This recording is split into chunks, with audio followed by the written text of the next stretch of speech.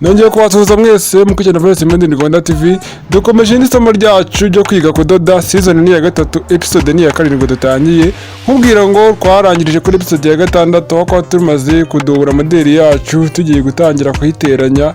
Nkubwira ati ntucikwe akantu ko kandi. Iriba ryacu turimo gukora ni iringiri rero uri kureba hano. Narabwatezanya mbaza mbakishirizeho uko rimeze mbere yuko dutangira kuryiga kugira ngo nawe nimba ufunguye iri somo ryanjye ari ubwa mbere ubashe kubona ikintu turimo gukora icyari cyo. Ni ukuvuga ngo nimba urebye ari ubwa mbere urebye kuri na channel yanjye byabyitse subscribe. Subscribe kuko buri kintu cyose nyina nsohora ugenda ukibona umunsi ku wundi. Nimba utarayikora wayikora hanyuma tugakomeza n'isomo ryacu. Iyi modeli nibwo kimeze no mu mugongo nibwo kimeze. Nkubwira twatangiye tuyikata guhera kuri episode ya mbere. Nimba ari bwo gikurikirana isomo ryaje nonaha genda kuri shake episode ya mbere season ya gatatu episode ya mbere urebe ukuntu barikata. Iyi modeli yose twarayikase turayidubura none ubu tuvugana dutangiye kuyiteranya. Tugiye guteranya rero akantu ko kandi mumikurikirane. Ibi byose twarabirebye muri episode yabanjirije iyi ngiyi ariko no tugiye gukomereza kugira ngo mbibereke neza akantu ko kandi. Nkubwira ngo tugeze ahantu h'imibare wowe ukurikiranira isomo komeza kurikirana akantu ko kandi ko tugeze aho ruzingiye no kuvuga ngo ni imibare gusa ikora hano. Ibi byose twarabibonye rero tujya gutera hino modeli n'umushumi. Narababwiye ngo uyu mushumi turawuteraho tubanze turinganize neza kuriya ku buryo utihina duca umurongo umeze kuriya kugira ngo tubone aho umushumi utangirira winjiramo hariya.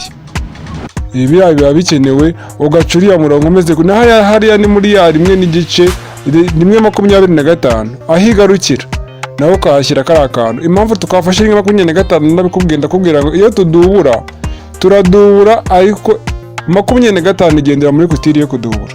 Niyo mpamvu aradufata muri rimwe 25 tugashyira nk'umushumi kuriya tubona nta kibazo rwose ufite utihinnye tugata ko dukoramo hariya uri kureba hariya dukishije akaboko hariya mu maha tukawufatiramo hariya n'umwenda. Noneho uriya murongo twacishije kuri uriya mushumi niwo udufasha kugira ngo tumenye ko hariya tutagiye kubikurura cyane cyangwa tubikurure gahoro ugasanga wenda ntabwo bireshya ugasanga modeli yacu igiye gukurura. Rambura neza hariya neza rwose ku murongo nurangiza ubone dore wa murongo wacu hariya muri uriya mushumi urimo. Mbere na mbere banza upime noneho ku mwenda w'iribaya hariya ukureho ya rimwe 25. Ube wafata ikaramu wenda muri hangana gato ufata ikaramu ushyiremo akarongo aho kagarukira kuri rimwe 25. Ubwo niho umushumi wacu uri buze guhera. Ntekereza kuri murabibona neza niba utayibonye subiza nyuma video wongere ubirebe neza. Warangiza ugashyiraho uriya mushumi neza ukagera hariya kuri rimwe 25 kandi ukareba ko yangwa neza iringaniye na hariya kwa kundi wa murongo wa yangwa umeze.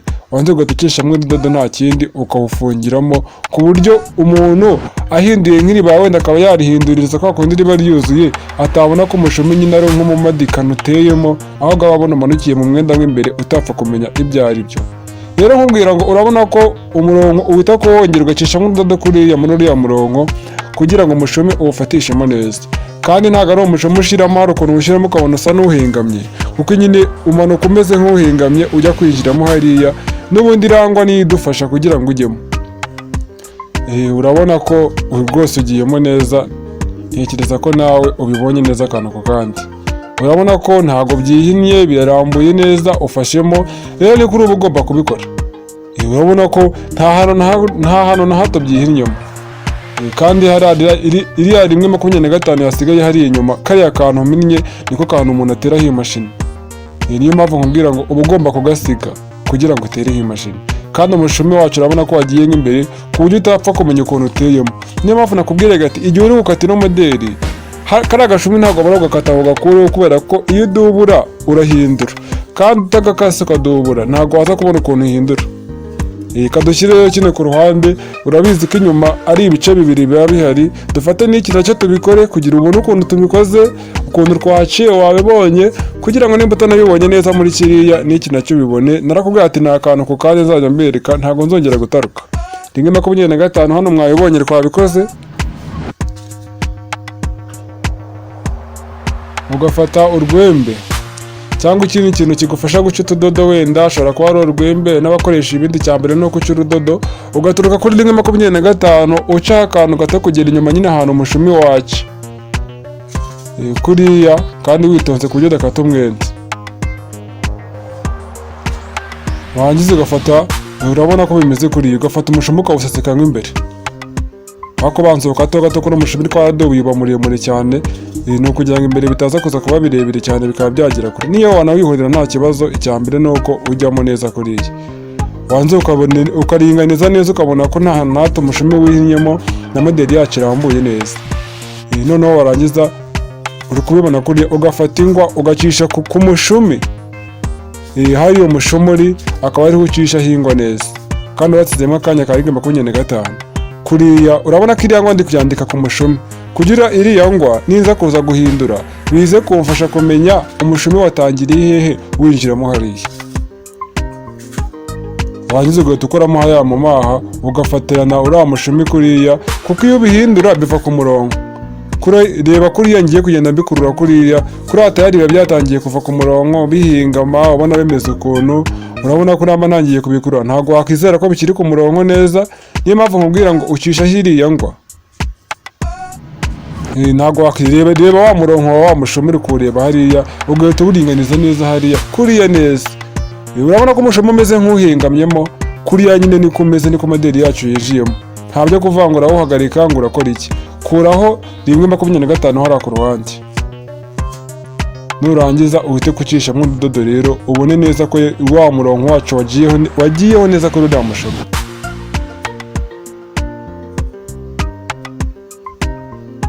Kubiringaniza neza ukamenya ko bimeze neza, ugacisha nk'udodo kuriya, ugafunga neza rwose umushumi wacu ukabugiye nk'imbere.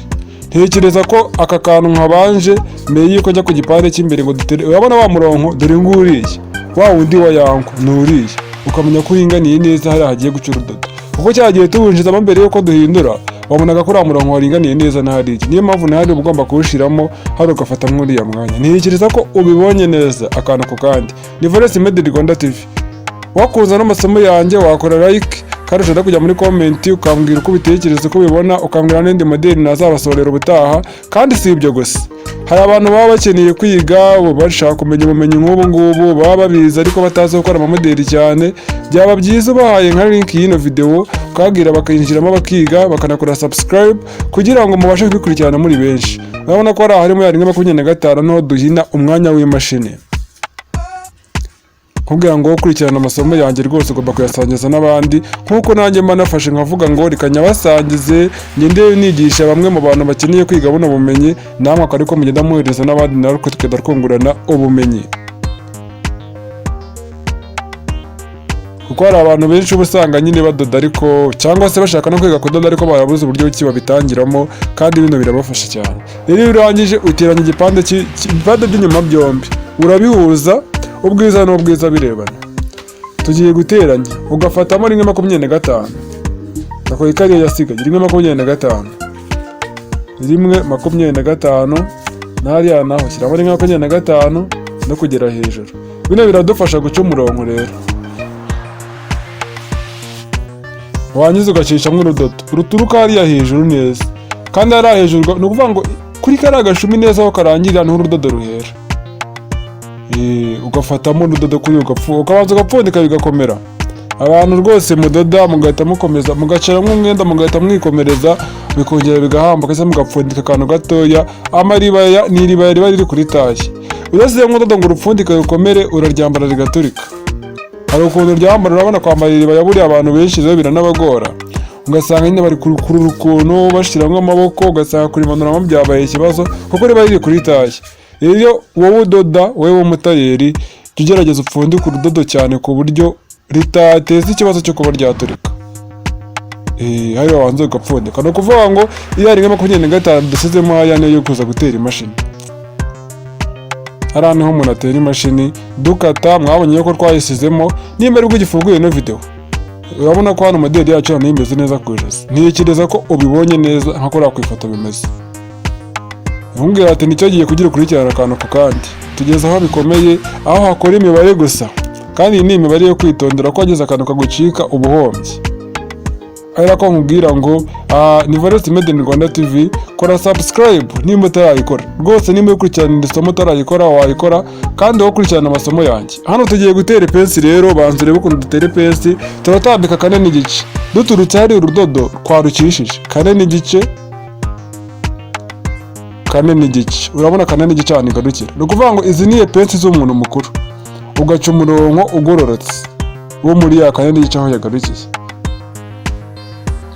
Pesi buriya ziba zigiye zitandukanye ibipimo byazo. Hari abantu bagereranya pesi, barahari cyane, uba usanga bagereranya badakoresha imibare, ariko gukoresha imibare nibyo byiza. Dutambitse kane n'igice duturutse hariya hari urudodo. Reka na hano naho mbikore kugira ngo mubashe kuyibona neza. Uturuka hariya hari urudodo ugatambika kane n'igice, hariya hari urudodo ugatambika kane n'igice. Izi ni epensi z'inyuma tugiye kuzitera. Tugeze ahantu h'imibare, niyo mpamvu nkubwira ati kurikirana akantu ako kanya, ugaca umurongo ugororotse aho ya kane n'igice iri. Rero kugira ngo umenye pensi iraturuka hehe igere hehe, ipensi nibura uba ugomba kugereranya ipensi ukagereranya hariya ku ijosi. Urabona ku ijosi ahantu rigarukira ugasa n'utari ukagera kuri ipensi hariya, ariko ukamanukaho gatoya nka rimwe munsi y'ijosi. Nibura ushobora kumanukaho nka rimwe cyangwa se rimwe n'igice, katugire rimwe n'igice. Ipensi z'inyuma zo uburebure bwazo ubugereranya bitewe n'aho ijosi rigarukira. Ntabwo ubanza ugashyiraho akantu k'agakasi kuriya cyangwa akandi kantu gatuma hariya ushize ingwa ipensi iri bugarukire na hariya iri bugarukire nyine bingana. Ushaka wapima na hariya inyuma ugapima, ariko n'ibi nabyo birakorohereza mu rwego rwo kutajya gupima ku ruhande rumwe ngo ugende gupima ku rundi. Warangiza rero ugahinamo kuriya aho wa murongo wacu uri. Urabona ukuntu mbihinnyemo, ukabanza ugafata uruhande rumwe ukaruhinamo kuriya rwonyine.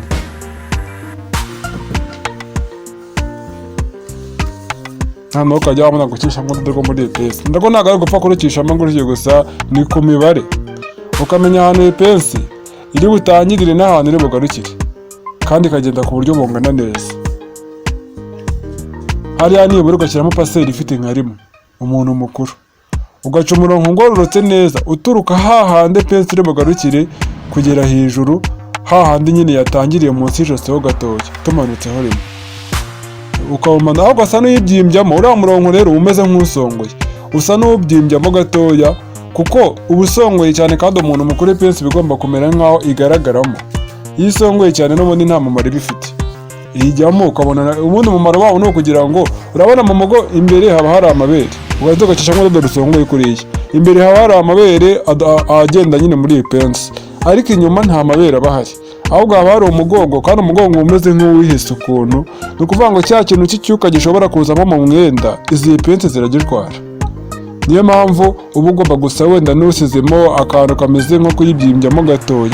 Iyo ibyimbijemo cyane nabwo biba ari ikibazo, kuko nta mabere aba ahari ngo ajyemo, ariko ibyibyamo akantu gatoya kugira ngo mu mugongo hataza kuzamo cya kintu cy'icyuka kiba kirimo, kugira ngo kitaza mu mugongo. Imbere h'impamvu zijyamo no kugira ngo amabere nyine abone aho ajya nyine yicaremo neza mu mayipensi. Inyuma no kugira ngo kiriya cyuka kiba kirimo mu mugongo gise n'ikivamo. N'ubundi kivamo nyine kugira ngo rikwegere neza. No ku rundi ruhande naho ukabikora. Urabona ukuntu igiyemo? Ni kuriya. No ku rundi ruhande naho ukabikora kuriya. Nkubwira ngo abantu batera ipensi mu buryo butandukanye. Hari umuntu ushobora gusanga ngo arereshyeshya n'ijosi, ngo ageza hejuru y'ijosi, ngo ageza munsi y'ijosi kure. Hari uwo usanga adashyira ku bipimo afatamo gatoya, cyangwa se ugasanga yaranafashemo rimwe we hararirenza cyangwa se arijya munsi. Nkubwira ngo Forest Made in Rwanda TV, kurikirana amasomo yanjye ngenda cishaho. Gutya mbikoze nawe ariko wabikora, kuko ukurikirana ibyo umwarimu wawe akwigishije, ntabwo ureba ngo urabikora gutya urabikora gutya. Nimba wiyemeje kuvuga ati reka twige, iga ubikore gutyo uri kubibona, maze twuzuze modeli yacu uyibone nka kora wayibonye. Hari ahantu ho kabikora ukabanza ugaca umurongo bwa mbere na mbere uturuka handi hejuru ukagera hasi. Urabona ko uba ugororotse neza uriya murongo. Warangiza noneho ukamanura indi ngo ugasa n'ubyimbyamo gatoya. Kora subscribe. Uyu murabibona aho ngaho bawe utarakora subscribe wayikora. Kandi nkubwira ngo Forest Made in Rwanda TV. Narababwiye ati iminota nzajya mbereka ni iminota nzajya ngerageza kubigishamo, ni iminota 15. Ndabona 15 nayo igiye kurangira, harabura gatoya. Nkubwira ngo nizere ko utazacikwa n'ikindi gice ejo mu gitondo. Ejo mu gitondo tuzakomeza n'ikindi gice ku buryo nibura kino cyumweru tugiyemo iri somo ryacu rigomba kurangira. Kandi urabona niba twageze mu gutera ipensi z'inyuma, mu kanya naba ari iz'imbere, duhita duteranya mu mpande, dutera imashini, dutera amaboko, iri bara ryacu rihita rirangira. Urabona tugeze kure rwose, ntabwo turi handi ho kudubura kandi twaba turimo komeka Virizoline, tugeze kure hano. Maze ugakeshamo umudodo wajya hasi ukarupfundika. Ahantu mu nguni ahantu urudodo rurangirira uba ugomba kurupfundika. Reka tuzabona ejo rero muri season ya 3 episode ya 8, ni ejo mu gitondo cya kane nzambahereza ka episode kamwe mbere yuko mujya mu bindi, wenda mubone ko gahari. Ushobora kukareba mu gitondo, ushobora kukareba nimugoroba, cyangwa se undi munsi wazabonera umwanya, ariko episode imwe buri munsi. Mubwira ngo ni Voice Made Rwanda TV, ndabakunda cyane kandi ntugire udakora subscribe na like igaragaza ko na video wayishimiye. Murakoze cyane.